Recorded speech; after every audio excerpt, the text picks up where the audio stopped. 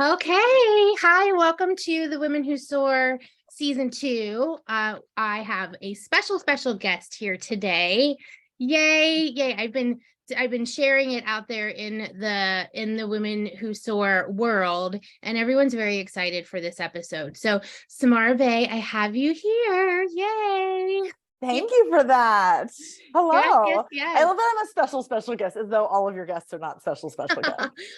Well, I don't often get to have an author that just launched their book on here. So I am very excited about that. So we're going to jump in, and I have a bazillion questions. I'm like little interrogator because I too have been dying for this interview. That's so sweet. Okay.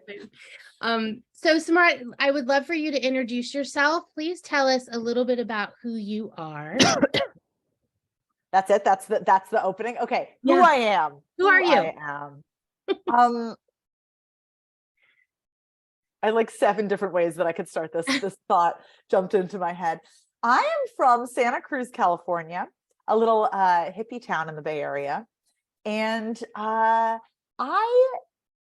was a theater kid starting really early on. My parents realized they had a precocious kid on their hands, and they started taking me to the local Shakespeare festival, which was doing very modern, very fun. Like there was a production of Twelfth Night with Blondie music that like obviously really lit me up and connected me really early on to this idea of what happens when we get on a stage and we make people feel things.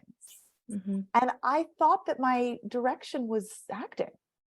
Mm-hmm. And then it took a bunch of turns, as all of ours have. One of those turns was into dialect coaching. So now I have this,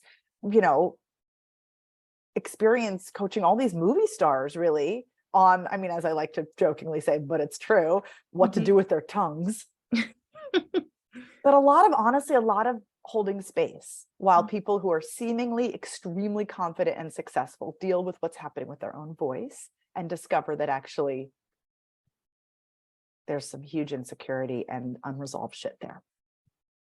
And then I had this wild pivot in 2018 when, I mean, what a moment in American history. Mm-hmm. We were just a few years into that, former presidency, and we were heading towards our first midterm, our first chance to perhaps change the narrative in the country. And I know my activist friends were burning out, and I was feeling super useless. I was spending the summer coaching Gal Gadot on Wonder Woman 2. So that was like a yay. It was in Washington, D.C. That was a yay. But I was going to these protests as we were seeing the pictures of the kids in cages at the border being like, this is not enough. This is not enough. Mm-hmm. And right then, in the midst of that summer, I got a call from MoveOn.org, which is this incredible nonprofit that finds good candidates for office and offers them support in various ways. And one of the ways they wanted to offer support was public speaking coaching. Mm-hmm. And a friend had suggested me. And I was like, what? And it was pro bono. So, mm-hmm. There was, obviously it was like, sure, the stakes are actually pretty low. I mean, they're high for these candidates, but they're low for me. What? I can't hurt them. I'll help on some level. I don't know how.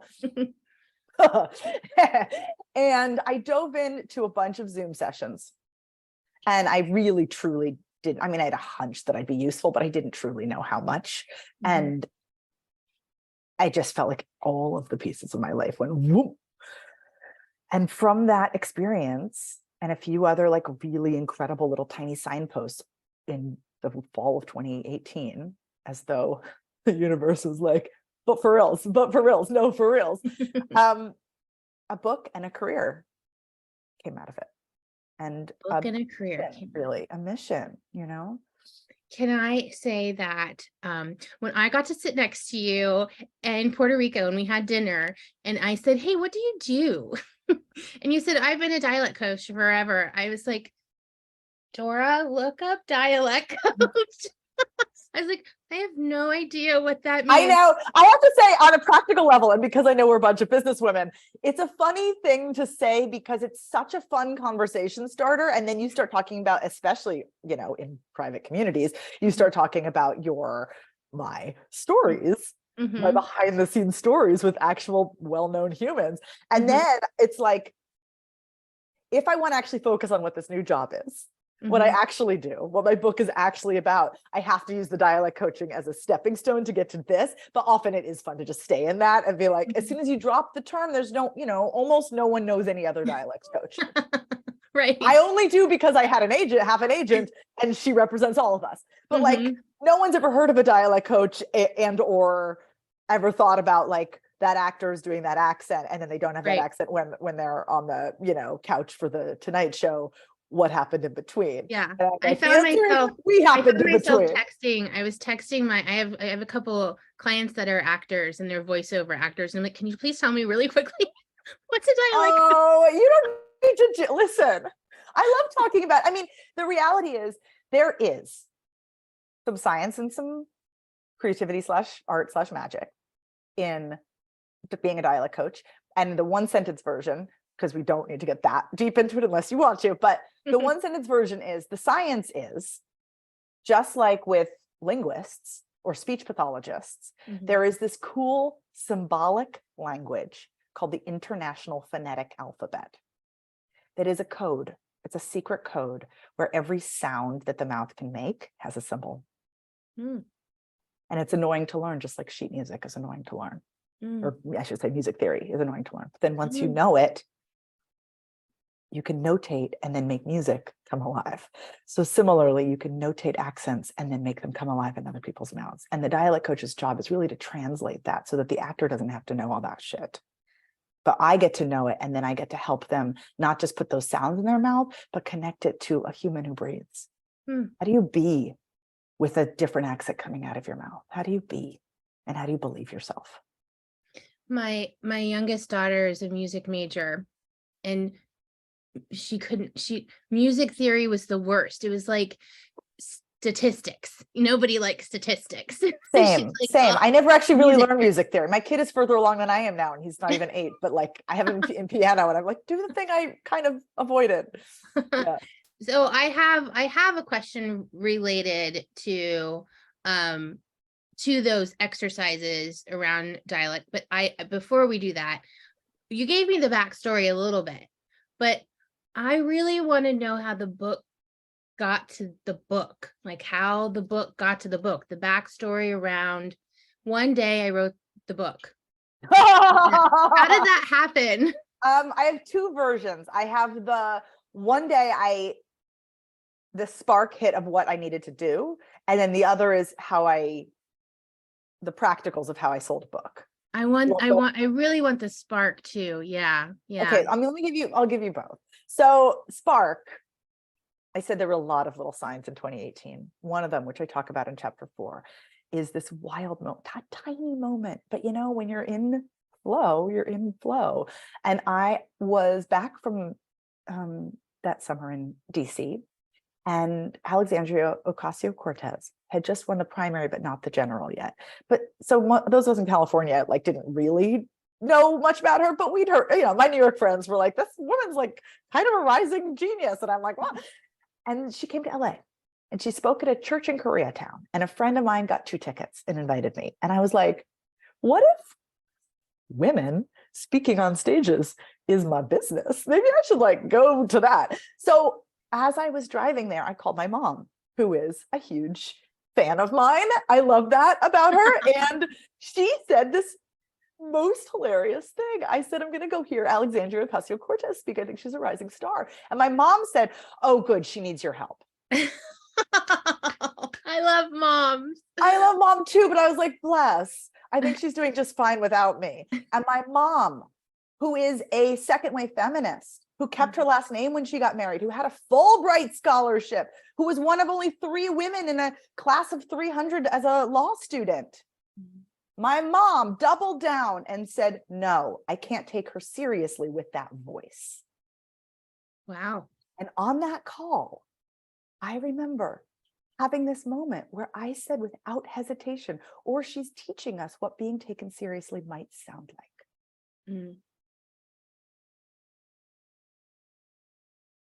And I didn't even know how to unpack what that was exactly. But that is actually the point of the book, and it's the point of my work, that there is something internal each of us can do in terms of being in right relationship with how we speak and with loving on the voice that we have based on the life we've actually lived. But there's also an element of sort of cultural collective wisdom that we get to tap into or change, that there are voice biases everywhere, that there are ancient standards around what powerful people are supposed to sound like, what an authority voice is, that we accidentally uphold sometimes by who we decide we should take seriously, and sometimes even ourselves. And all of that was in that tiny fucking moment with my mom. And I was like, I don't know what this is, but it's something. It's something. And initially I thought it was a podcast, and it was for a little while, but this ties into the second half of your question. But just as I had pitched the podcast to iHeartRadio, March of 2019, and sold it in the room, my first pitch I'd ever done anywhere for anything, that same week, I was at a women's co-working space in LA that doesn't even exist anymore because pandemic. And I had a early morning, like either 8 or 9 a.m. dialect session with an actress who I had given like a serious discount to because she just pulled at my heartstrings, and she had a callback for a Barry Jenkins project. And so I scheduled it when there was like this tiny opening in a reserved room. And I knew at 9 o'clock or whenever that session was over, I had to get us out because a friend of mine had the room reserved. So I did that session. It was really fun.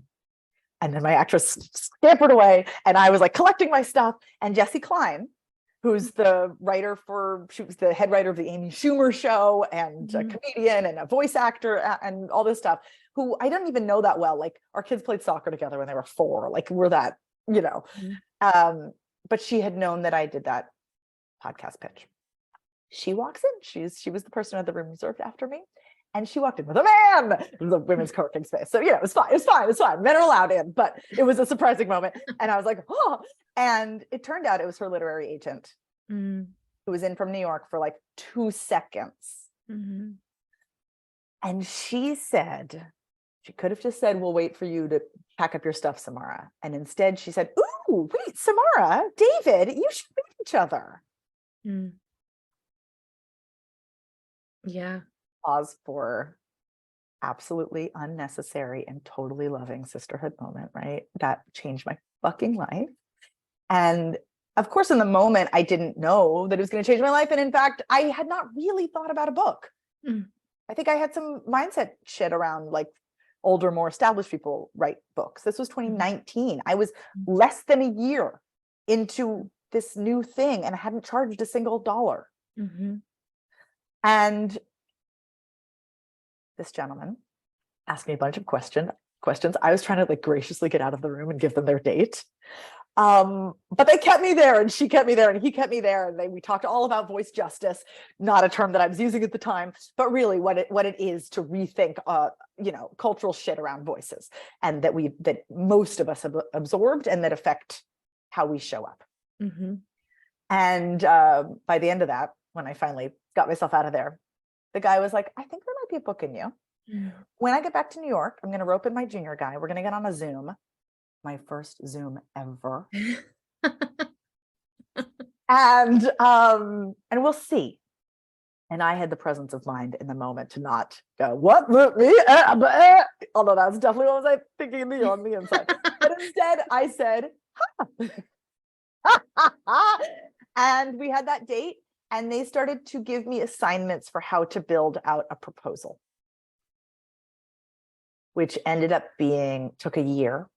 Partly because I was procrastinating, partly because I had a full-time job as a dialect coach. But ultimately, I really did the heart of that work on the proposal in like a 2-month window once I kind of figured out my shit, literally from Labor Day to Halloween. We held it for a few months because holidays. And then they sent out the proposal in February of 2020 to coincide with my podcast finally launching on iHeartRadio, and the world shut down.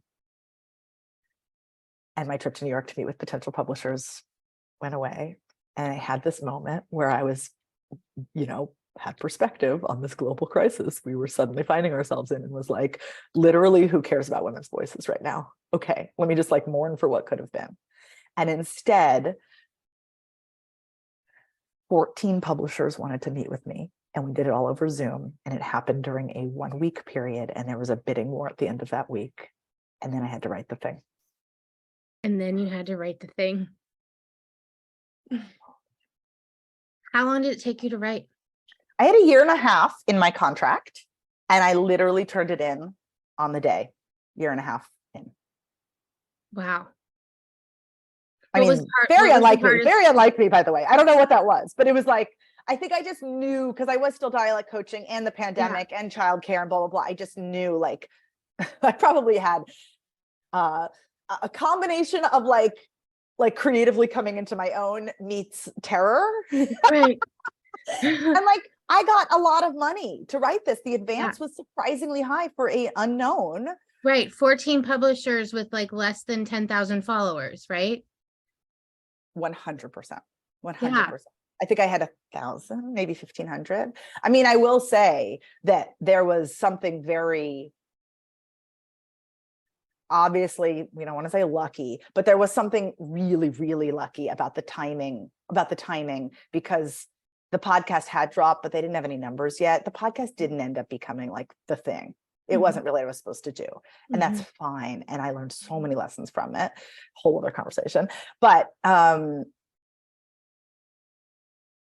think there was just enough sheen of like, she's about to hit big because of that, that we really leaned into, which obviously for any of you listening, right, the lesson there is really leverage whatever you have. So I didn't have a big following, but I had that kind of like, what if you are about to discover her at Woolworths type of thing. It wasn't necessarily my story, right? But that was certainly, we kind of went with it because it felt like people wanted that. And I heard so many times during those 14 pitch meetings, over and over and over, you're the next Brene Brown, you're a thought leader. And, for me, I had to translate that, because at first I was like, a little cynical hat on. And I was like, oh, I get it. They're looking for the next Brene Brown. But the reality is, what's wrong with that? They're looking for the next, person that we can like gain wisdom from. And it was on me to not just roll my eyes, but to actually go, if I see that as an invitation from my most earnest self, that part of me is listening. What was the hardest part about it? What was the hardest part about writing the book? And I also want to know what your mom thinks now. Oh my God, she's obsessed, except that I did include that story, and she's so bummed. But the reality is, I make it very clear. And when I tell that story professionally, publicly, I mean, in the pages of the book, I make it very clear. I say something I skipped for this one, which is, my mom is not the bad guy in that story. Her reaction represents all of our knee-jerk reactions to hearing a voice that we don't expect to be the person in charge. And all of us, as I say in the book, could stand to take a flamethrower preconceptions. And so she happens to be a stand-in for, an every man, every woman in that story. But of course, I do call her out. Amazing quote that I think is Nora Ephron, who said, if you didn't want to end up in my book, you should have behaved better. It's really hard, because I really am like I just want to be respectful to absolutely fucking everyone, even people that don't deserve it, because it's just a practice. Right. So obviously I don't want my mom to feel like she's not being respected in this, but I think she's come around. I mean, she understands that story. And it's real. It's what happened. Yeah. So what's the hardest part of writing the book? Yeah.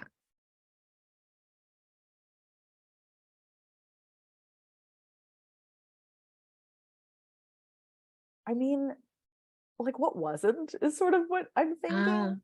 I'm not a writer. I mean, I am, because I just wrote a book, And I was an English major. So I don't mean that I can't put words together, but I had never really had that relationship with my computer, with the keyboard, with my creative process.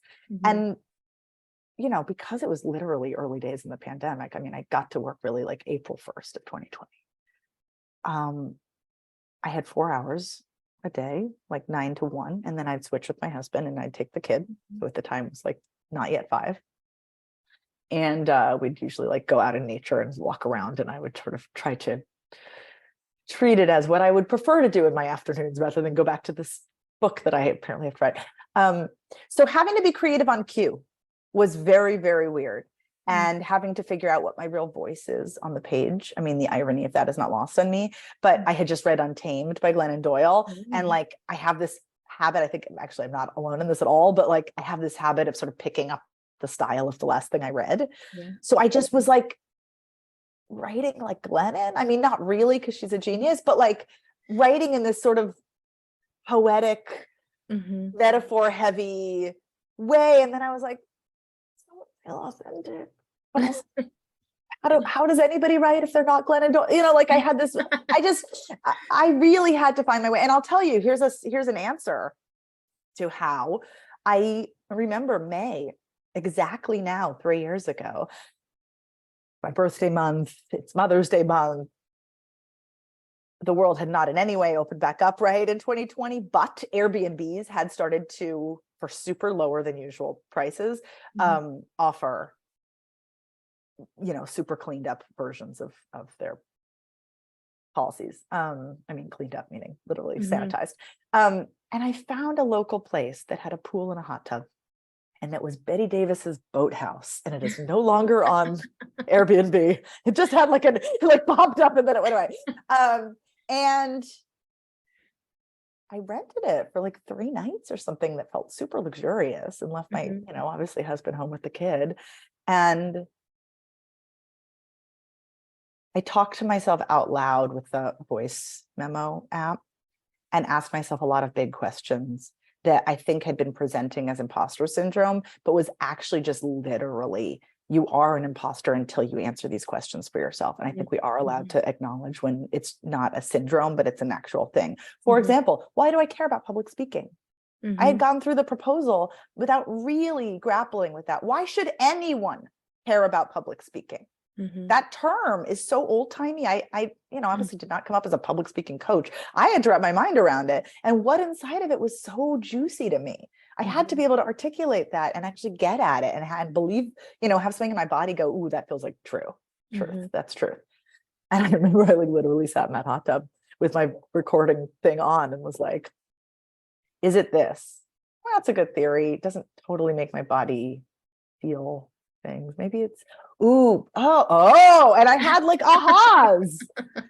And it was that, and it was reading people whose ways of talking about this stuff makes me very angry. That's my other massive helpful tip for anybody who's like, how do I get out of the, you know, I don't sound like Glennon Doyle, fill in the blank other person.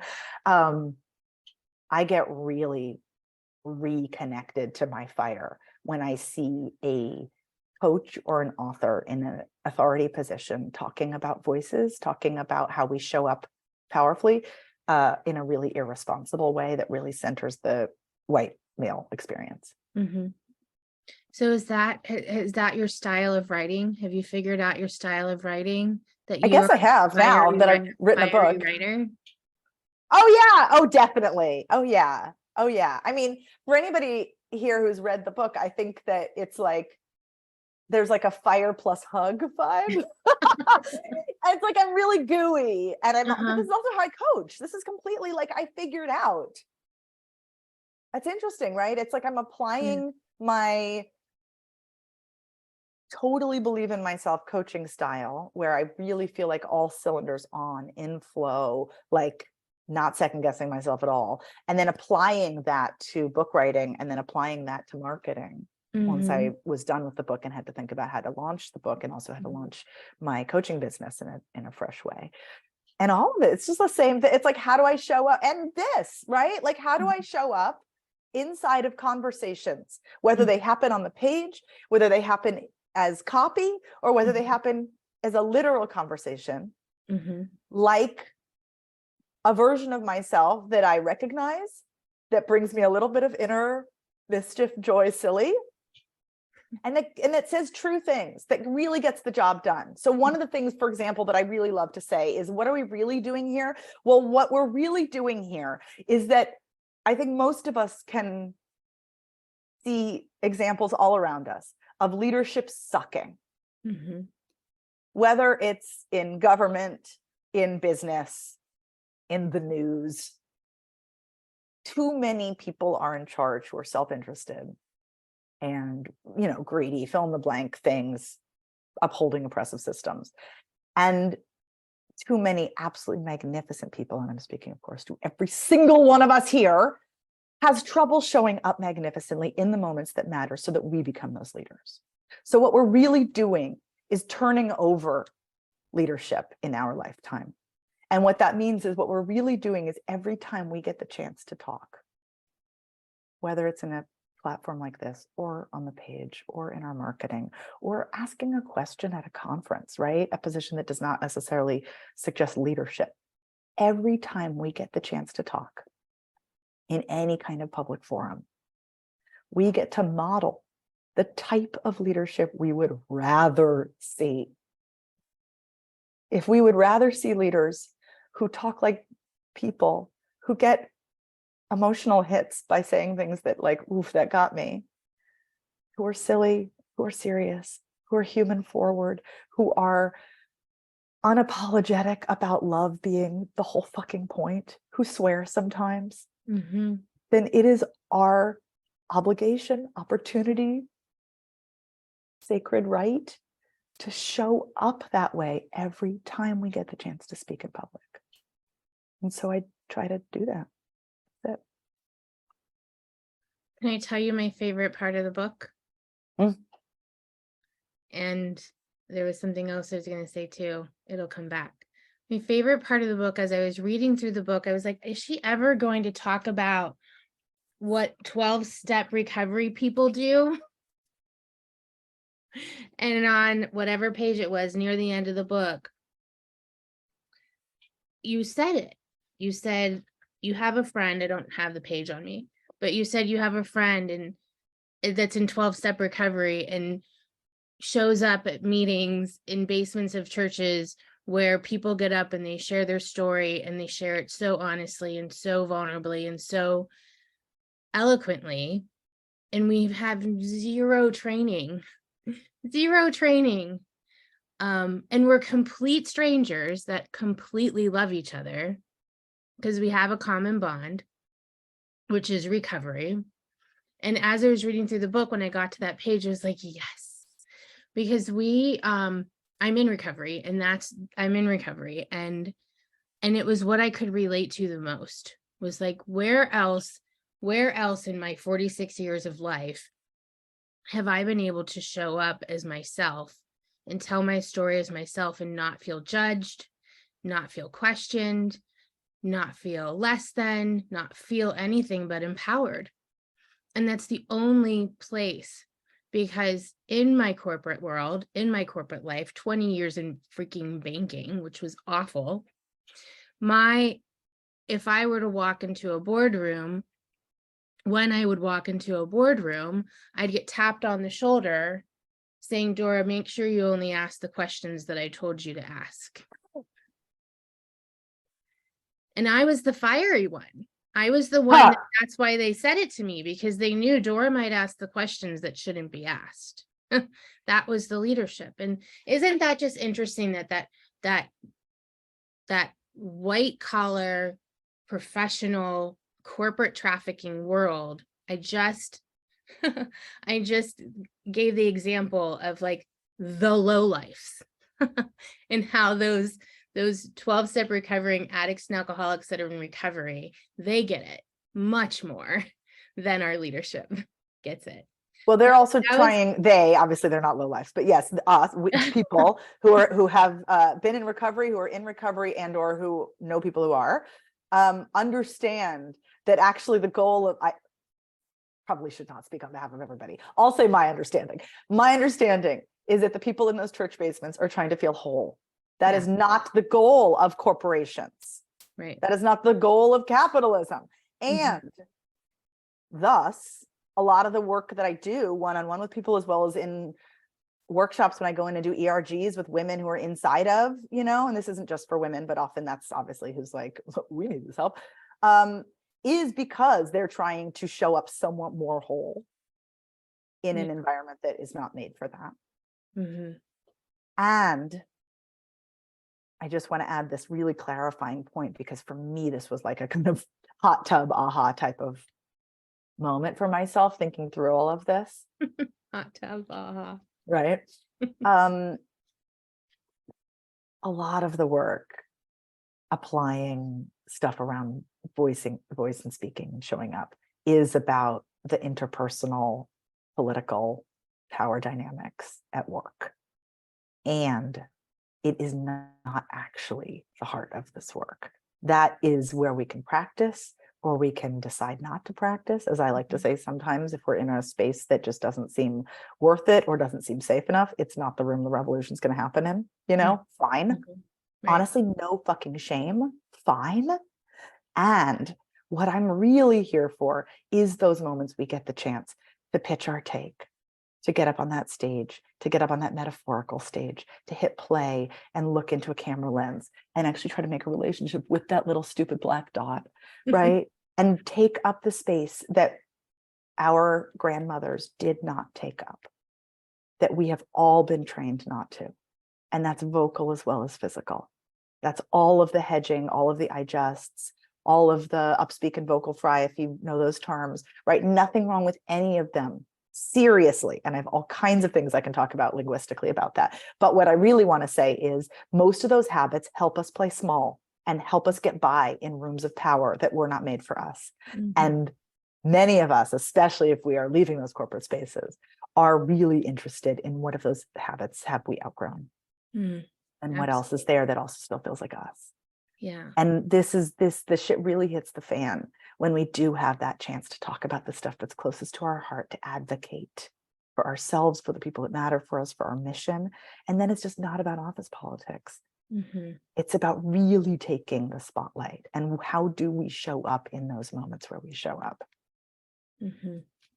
That was And beautiful. and in a way, that is really like what happens in those 12-step programs. Yeah. That is what happened. The reason I bring that up in chapter 8 is, it's partly for what you just said, right? I'm so glad that it resonated with you. And is that when we think of the moments, whether it's something like that or just a friend is dealing with heartbreak and we think of a story to tell them that will make them feel better. Mm-hmm. When we think of stories that exist in our own life as offerings, we have a completely different relationship with taking the spotlight. Mm-hmm. Right? I believe self-advocacy is never actually, or I should say self-promotion is never actually self-promotion. Mm-hmm. What happens if any of us get the yes? It affects our kids, it affects our grandmother, it affects our whole community, Yeah. right? Yes. I teach selling, right? I teach selling, like how to sell. One of the things that I teach is how do you sell? No one likes to sell. Everyone hates to sell. But inside, one of the things inside teaching people how to sell is to show up and tell your story in the sales process, in the conversation. It's not showing up and telling them what you do and how you do it and why you do it. It's showing up and telling them your story. As people want to buy you, they don't really care about that product. They buy you. And so if we're showing up and we're only telling them what we do and why, we're really only showing up for us. But when we show up and we tell them our stories, we're showing up for them. And I appreciate that so much because I can also relate. It's two things. One is story there. There's like this really amazing TED talk that talks about how, like, when we tell a story, even if we don't give a huge amount of details, the story emerges in someone's mind and the waves match. Mm-hmm. Like, we are transmitting images and meaning. Mm-hmm. And that's just a delight. I mean, that's Mhm. entertainment, and Mhm. that's meaning, and that's connection. But there's this other part of it too, which is that when we tell stories, for the most part, even if it's inside of a sales, Yeah. container, when we tell stories, it's for them, not Yeah. just for them because of entertainment, for them because there's a lesson in there. Right. I mean, I start my book with this story about how when I lost my voice when I was 24, in a way, this was the origin story, not the spark with my Mhm. mom, not the meeting the Mhm. guy, right? The origin story is that in my early 20s, with deep amounts of pain over months and Right. months and months, I finally just fucking stopped talking because Mhm. something was wrong and I wasn't sick. So it wasn't going to get better on its own. Mhm.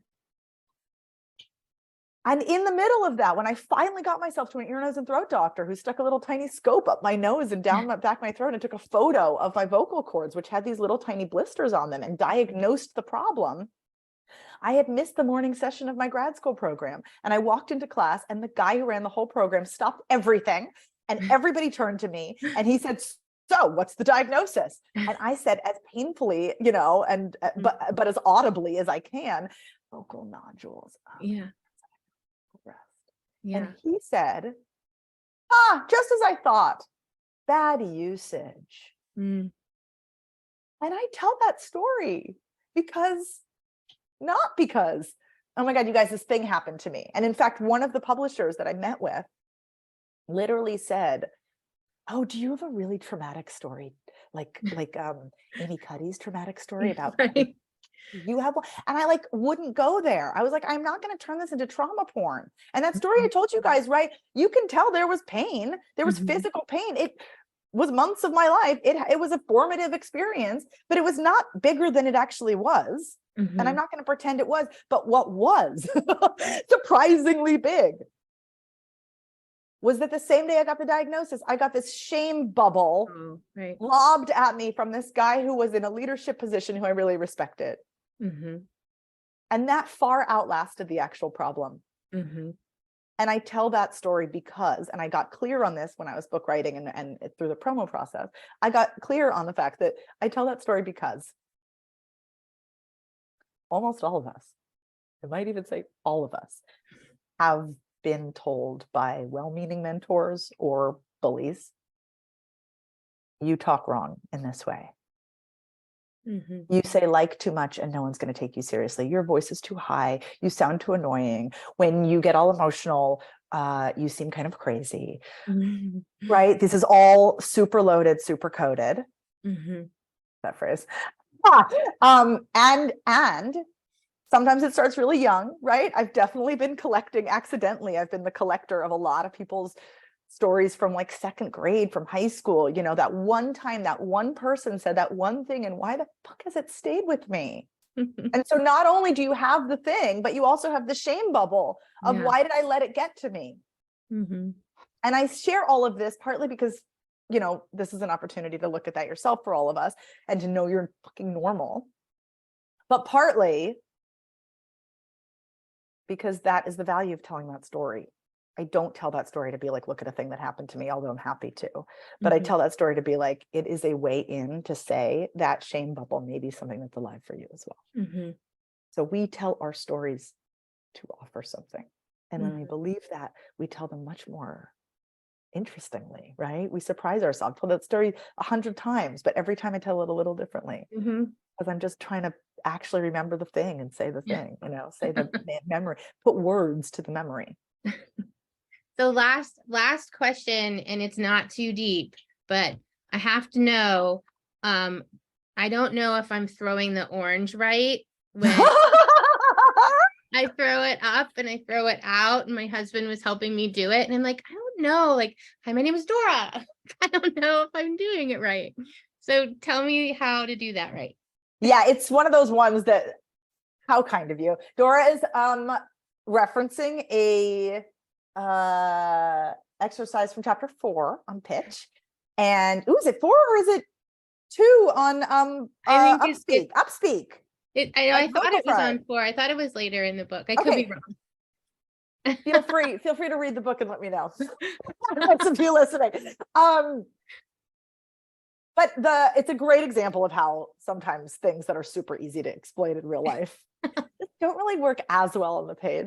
I had to cut a few of my favorite, super simple, super like they hit viscerally, but they just weren't hitting viscerally on the page, and it is what it is. But look, if you are wondering what your own vocal habits are at the end of a thought, not at the beginning when we have all of this oomph, am I gonna speak up or not? Yes, I am.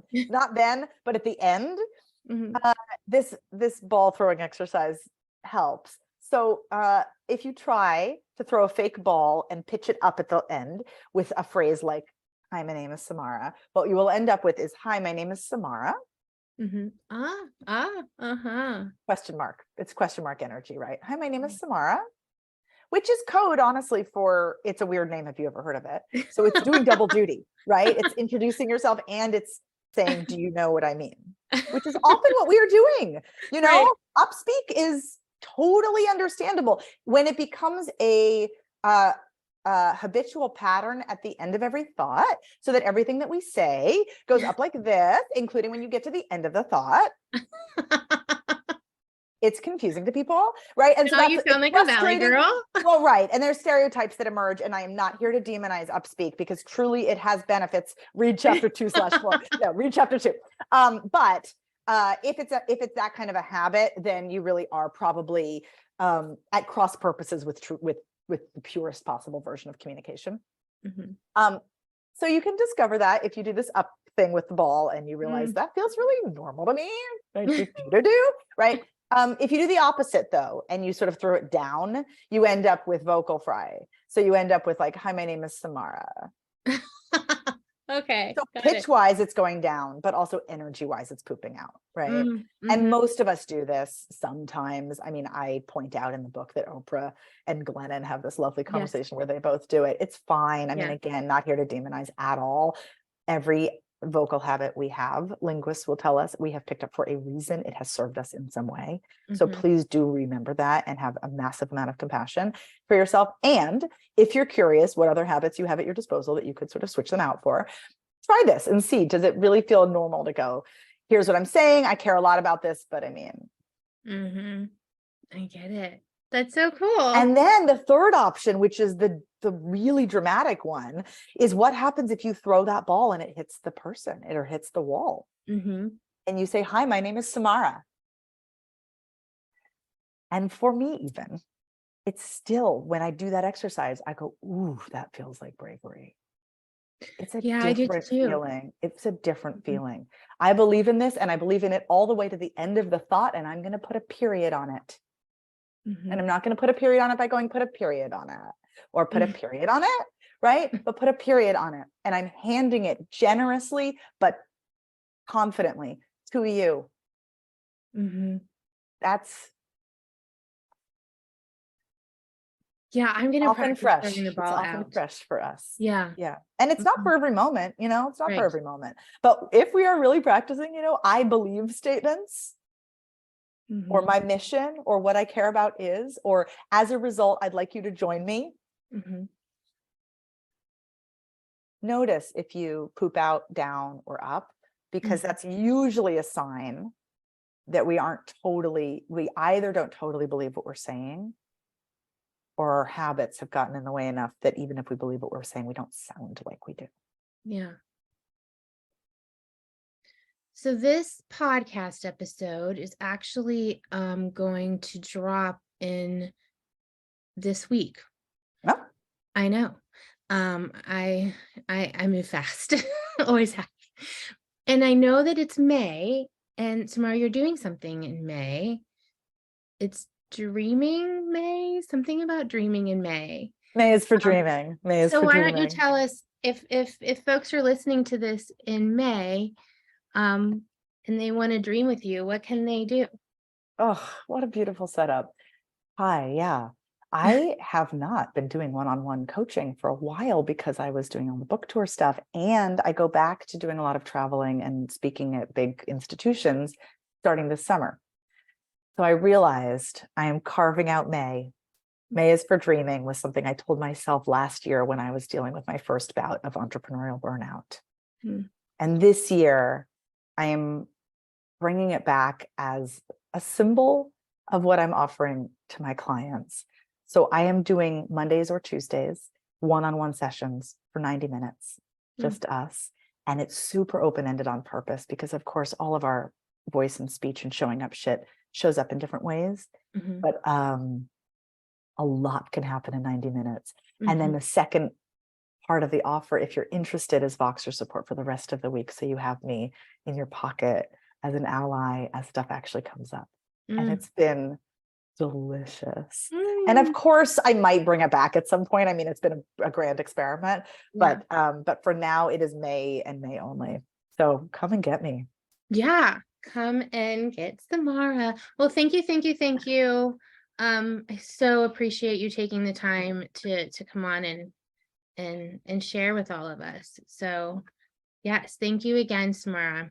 I love this. I love the platform. I love, before we got started, y'all, Dora said swearing is a-okay. And this is really intimate. And I took those notes and I loved those notes. So thank you. Yeah, you did. All right. Till next time.